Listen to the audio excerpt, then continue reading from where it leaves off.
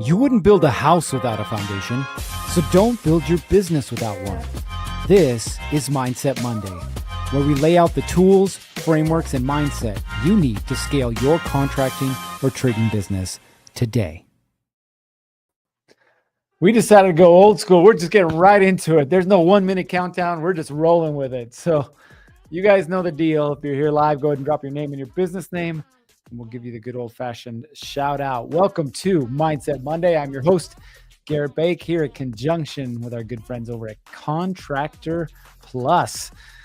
Man, what a week, right? You're like, oh, it's Thanksgiving. I'm going to cook a turkey or burn my house down. Or, I mean, I'm not here to judge if you're a good cook or not, but hopefully you don't burn your house down. But hopefully you'll have a good time this week for sure. We got Daniel checking in finally. Wait, are you in the mobile office or are you in the office office? You got to be in the office because normally you're a little more delayed. Daniel's first one. Welcome to the show.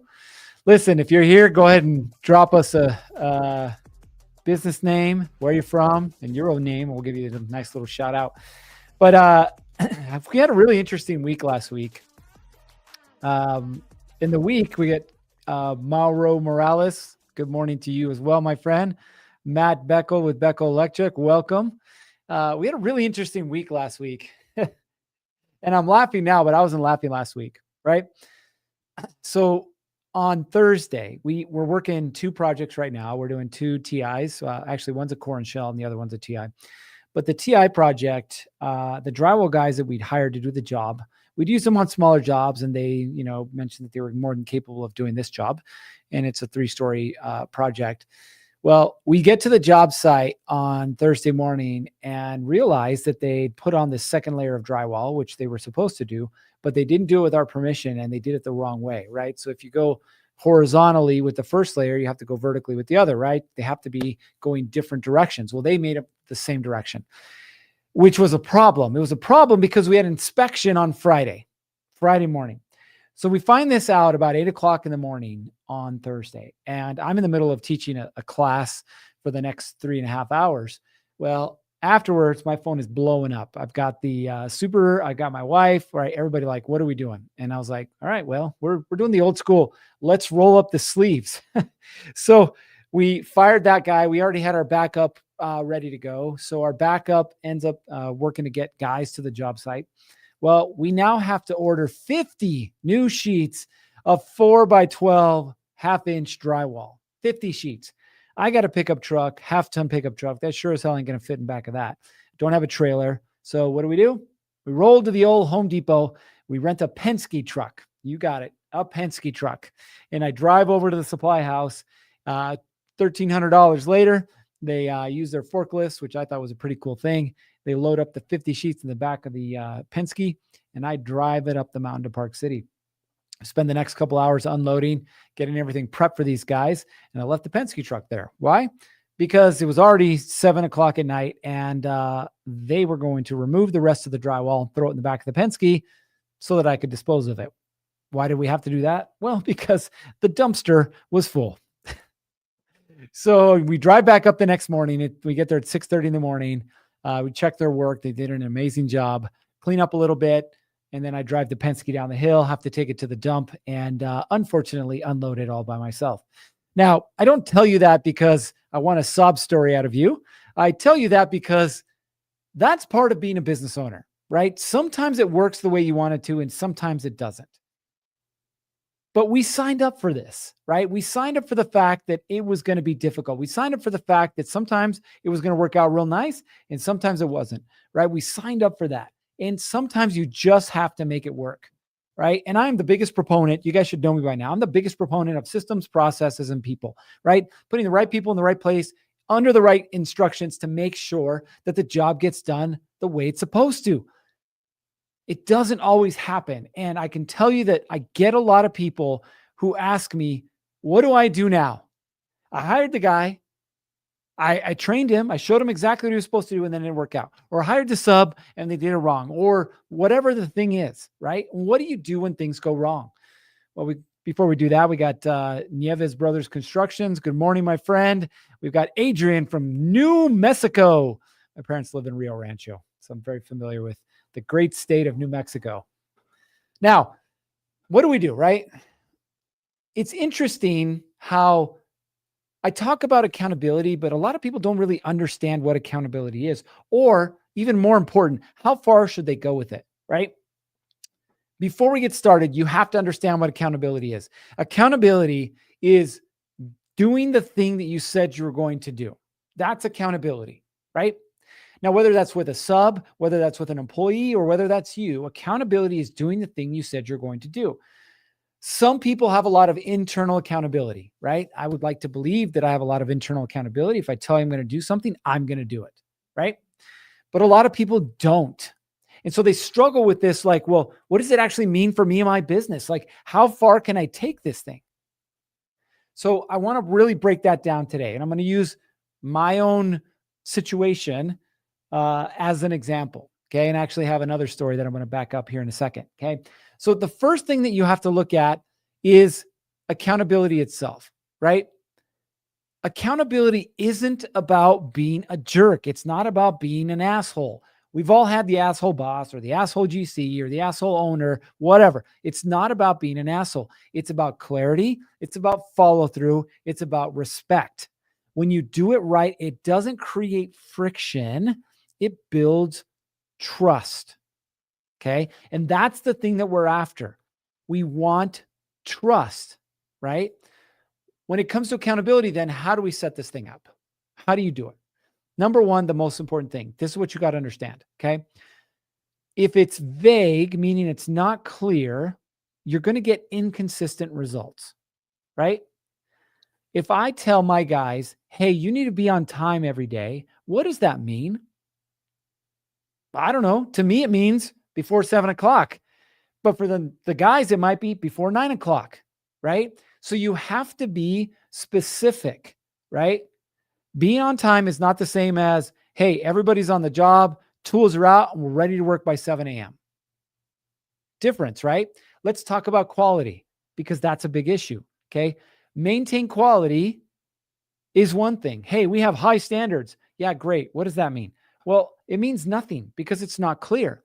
If you say 0 callbacks, job passes inspection the first time, materials are checked by the foreman, like that's clarity. Let me bring you to my second story. We're doing a corn shell here in another city in town, right? Well, guess what? We are a week behind when we said we were going to be done. In fact, we had an inspection on Monday and we failed. This is what the inspector did. He got out of his truck, 2 steps, took a picture, got back in and left. Why did he do that? Well, it's framing, and he could see that obviously we hadn't finished skinning the outside of the building. It was obvious, right? So he didn't even step foot on the job site, took a picture and left. What's the problem with that? Well, the problem that we discovered is that our framer that we had assumed that he knew what he was doing, which he did, generally speaking, but nobody was guiding the timeline and no one was creating a daily task list for him. And he'd never been exposed to this, right? Our bad was assuming, which we talk about it, but again, I'll fall on the sword. We assumed that he knew what he was doing and he knew how to do it. And the truth is he didn't. So what do we need to do? We needed to pivot. And so we pivoted. And we said, you have to be done by literally today, Monday, right? You have to be done. So we set out a daily task list. What needs to be done? We walk the job every single day, not with the foreman, but with the supervisor, okay? We walk the job. We walk the job with the sub. We said, okay, here's all the things that need to be done today. Are you clear? Yes. Do you have your manpower? Yes. Do you have the material? No. What material do you need? I need these anchor bolts. Great. We're going to go get the anchor bolts and make sure you have them, right? And we did this, and guess what happened? We got done. Now, we were there on Saturday. I went 3 times to the job site. Now, I didn't go to do the work. That's what I'm paying him for. But I went to make sure that the things that needed to get done got done. Okay. We created clarity, and that's why we got done. So number one, and the most important thing that your team or your subs or both need is clarity. Don't tell them to be on time. Tell them they need to be there at 7:00, tools out, ready to go by 7 a.m. Okay. Big difference. Second thing, the fortune is in the follow-up. Now, that term is a marketing term that's basically telling you, hey, just sending a proposal or sending a bid or talking to somebody once isn't going to get you everything that you want. It's going to take a little bit more follow-up. Like there's people that I follow up for months before we actually end up at the point where they become a client. And I'm willing to do that, right? So be willing to do that. The fortune is in the follow-up. Now, what does that have to do with accountability on a job site? Your job is to bridge the gap between expectation and performance. In other words, you have an expectation on how things need to be done, when things need to be done, but the performance that you're getting from your employees or your subs is not the same. Well, whose fault is that? You ain't going to like this one. That's yours, right? It's your fault. You are the business owner. Okay. So listen, it's not just about setting the rules. It's about following up. If you don't follow up, the rules become suggestions, and everybody hates suggestions, right? The rules need to be the rules. They are, as we like to say, the standard. Okay. So check this out. Okay. Here's a stat according to the Associated Building Contractors. Okay. Teams that receive regular feedback are significantly more engaged. Teams that receive regular feedback are significantly more engaged, right? And we want engaged employees. We want engaged subs. Got a couple folks who showed up. Matt, welcome to the show. Good afternoon to you as well. Admin, I don't know who you are. You say good morning. You must be a West Coaster or here with us in Mountain Standard Time. So what do we need to do when it comes to accountability? Okay. The exact same thing I just told you that we did with our framer on this job site. Okay. Too often we look at a job as a complete job. Now listen, for some of you, the job is a 2-hour, hey, I'm replacing the water heater. Totally get it. Or it might be a one day where, you're pouring a sidewalk. But for a lot of you, you're on a job for multiple days. So add a very simple daily check-in. Okay. Where are we at? What do we need to get done today? How are we going to get it done? What do you need from me? And you heard me give that example with our framer. Okay. You can look at it like babysitting. Sure. I don't really care how you look at it, but I'm going to tell you, if you want results, your people need clarity. Okay. Whether that clarity comes from you, comes from your project manager, doesn't matter. It needs to come from the business to the employee and or the subs. Okay. What are we getting done today? How are we getting it done? I don't care how long they've worked with you. I don't care how skilled they are. Your job is to create the clarity. Okay. Your culture will become what you tolerate. So if you have an issue with people showing up late, that's your culture. If you have a problem with people getting the jobs done on time, that's your culture. If you have a problem with your people getting your jobs done right the first time, that's your culture, right? What you allow or what you tolerate becomes your culture. So don't let that happen. Next thing, okay? Weekly. Now, if these are for your longer jobs, and I know this only applies to some of you, but I want to get it out. Weekly, you need to have a check-in with the foreman, the supervisor, whoever it is that's running this job, okay? You need to have a check-in with them and say, hey, here's what we're doing this week. Here's how we're planning on getting it done. We still on schedule? Do you need anything from me, right? Communication on the other side of things. Why? Because your team needs to know that everyone on the job site is aligned. I've had subs on jobs that are told one thing by me and then another thing by a supervisor. And it creates chaos and it creates confusion. In fact, I don't even know where this came from, but these drywall guys that we fired, well, they were told, I don't know where that bubble came from. They were told, according to them, by some short, fat guy that they could go ahead and continue and do this work. And we're like, who's the short, fat guy? If he's not the super and he's not us, I don't know where you got your directions from, right? So we want to eliminate or clear up that confusion. So we make sure everybody's on the same page. What do we do? Once a week with the super and or the project manager, and then us and whatever subs on the job. Together, we talk. What's getting done this week? How's it getting it done? Do you need anything from me? Right? We had an issue with the framers. One of the reasons they're a little delayed is because they were pouring the concrete, right? The curbing, everything around the side of the building, and they couldn't bring their lift up to the building because they were pouring concrete. So they lost a day there, right? Now, we were delayed, so we can't really take a lot of that into account, but it is what happened, and we made sure that we communicated with it. Hey, It's going to take one extra day just because you guys are pouring and we're not going to be able to be there, right? So that clarity and that communication.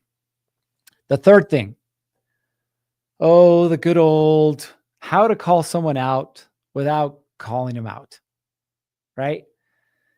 How to call someone out without calling them out. Now, I've seen people get called out and it turns into a scolding, which sometimes is justified. Listen, I'm a parent. I'm a business owner. I get it. Sometimes I do it and I shouldn't do it that way, right? Which means we have to learn how to call someone out without burning the bridge, okay? Now, what I've learned, the easiest way to do this is you make sure that you make it the conversation about the work and not the worker.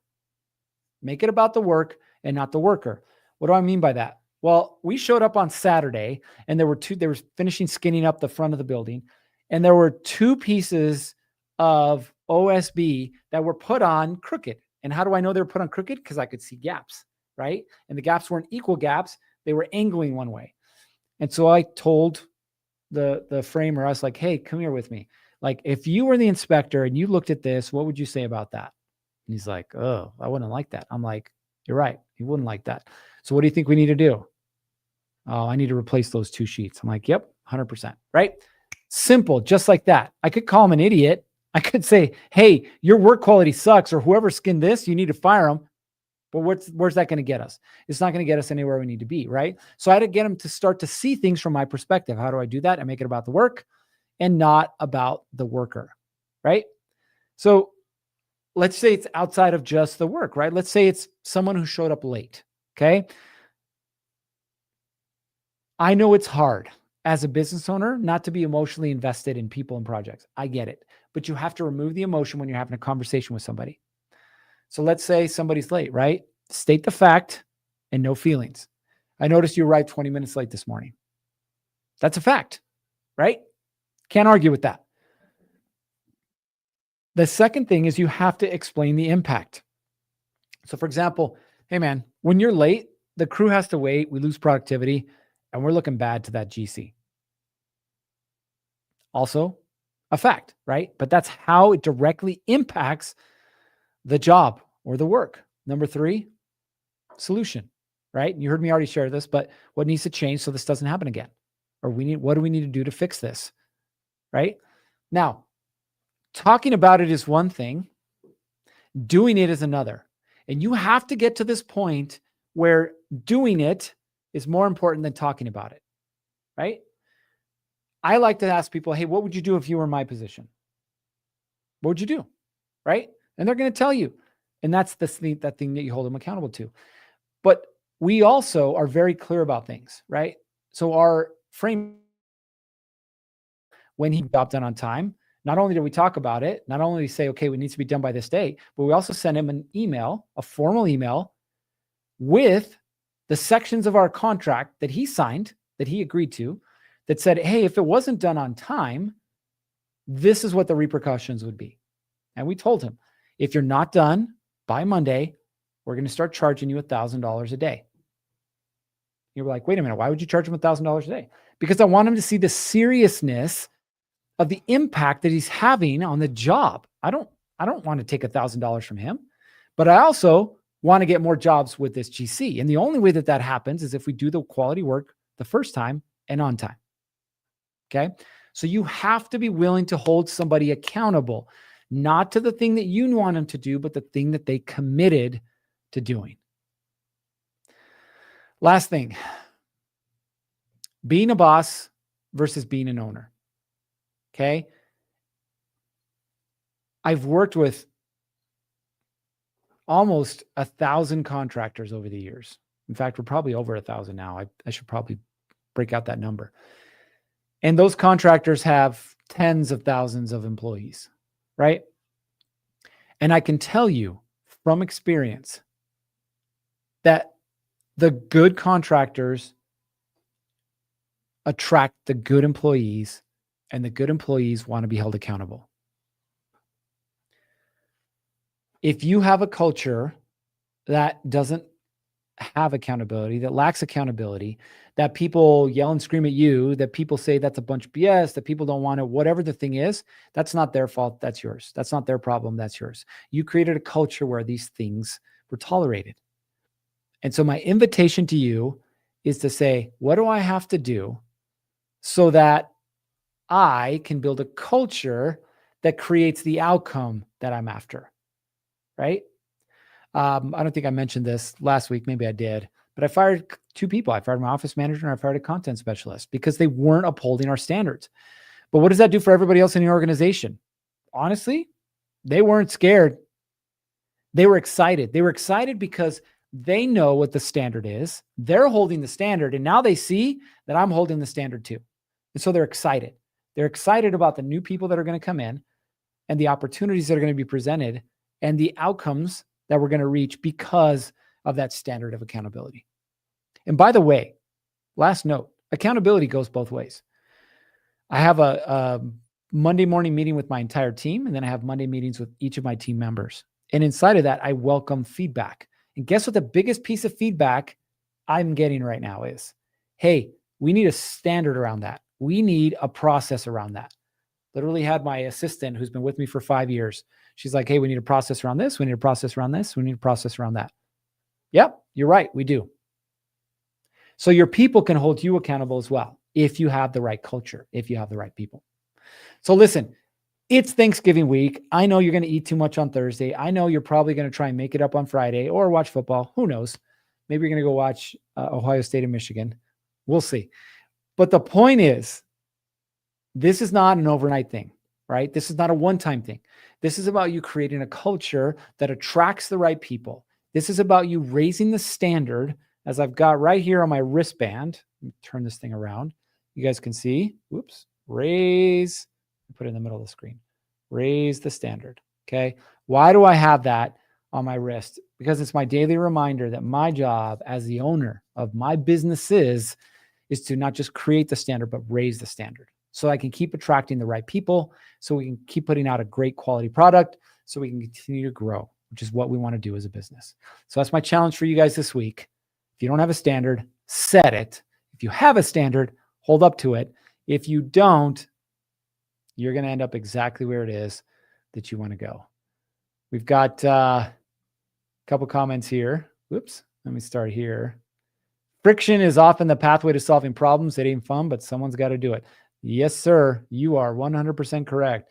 Matt says, thank you for your time. Do you have a channel? I was invited via text message. You're hitting all topics. Very helpful. We do have a channel. I'll talk more about that here in a little bit. And Adrian says, I like hiring people with no experience sometimes. It's good to train people on how you want and need things done. That's great, Adrian. I love that. So I'm going to address that here for a second. You can train a monkey to turn a wrench, swing a hammer, whatever. Okay. So do you want skills? Yes. But what you want is the things that you can't train. You can't train hard work. You can't train focus. You can't train dedication. You can't train somebody to be nice or kind, right? So find the people that have the qualities that you want first off. Okay. And then train them to do the things that you want them to do. So absolutely love that. Now we do have a channel. The channel on YouTube is just Build Pro. So look up Build Pro and you can see that. If you guys are interested in joining our school community, so we have a private community where you can come in and learn more about how to be a contractor the right way. I'll drop the link here so you guys can have access to that. We'd love to have you. But if you guys are struggling with the back end and organization of your business, what you need to do is, well, we all put it on there. There you go. That's about 100 times. What you need to do is you need to start using a program like Contractor Plus. So all of you guys on here should be using Contractor Plus, especially with version 2, what it allows you to do for your business. So hold your standards high so you can hold your people high to that standard as well. All right. That's all we got for you. Have a great week. Enjoy your Thanksgiving. Happy Thanksgiving to all of you. And we'll see you guys on the next one.